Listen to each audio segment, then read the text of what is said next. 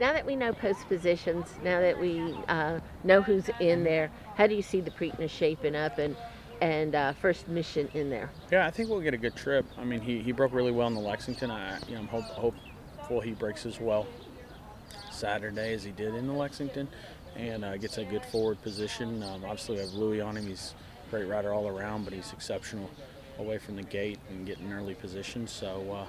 We'll see how it unfolds going into the first turn. It's ultimately up to Louis where he wants to place him and where he's happy with him. But, he's doing great. He should be able to do whatever he needs to do. Yeah, not a lot of pace in there. Depending on the pace, would you be just as happy if he was in front? I'd be okay with it if they wasn't going too quick. That's yeah. If they slow it down, yeah. I mean, I'd rather like to be right there. But once again, it goes back to Louis knowing where to be, and he's a great judge of pace. And you're a student of the game, and it used to be we talked about the new shooters, and there'd be 1 or 2 of them. Mm-hmm. Maybe 3 would be a lot, and yeah. now it's like 7 out of 8. Are just showing you how the game has changed and how a horse won the Derby off 3 mm-hmm. races. Yeah, for sure. A lot of things have changed. I mean, as I was growing up, you had to at least have a run as a 2-year-old in order to win the Derby. It was kind of, there's only been a handful of horses do it, and now you see it. Obviously, it's more commonplace to only, maybe get started in January, February.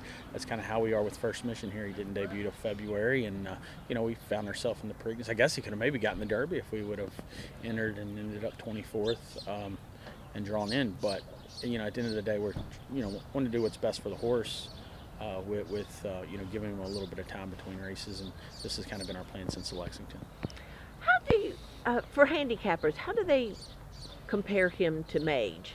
Because they both, Mage has one more race now under him and is a Derby winner. But going into the Derby, he was not a stakes winner. You are a stakes winner, but he was second in a Grade 1. Yeah, I don't know how you compare him. I guess that'd be a question for a really good handicapper. But, look, I think our horse, just based off his physical and his pedigree, he's a horse that should get better with distance. He's going, obviously, from a mile and 16th now to a mile and 3/16.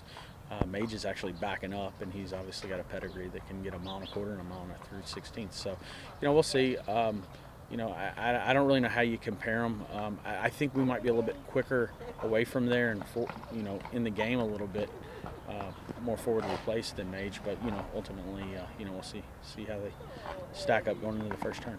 I mean, just the lack of, confirmed pace, is that just sort of indifferent for your horse, you think, or does it help? Does it? I mean, would he be better if he had a target? No, I don't know. I mean, he's still, lightly raced. I think he's pretty honest. I'm not gonna sit here and say that, I think, if he got the lead, and, he does wear a small set of blinkers. But no, listen, I think if we could track 1 or 2, it'd be the ideal trip. But once again, it comes back to Louis making hopefully making the right decisions.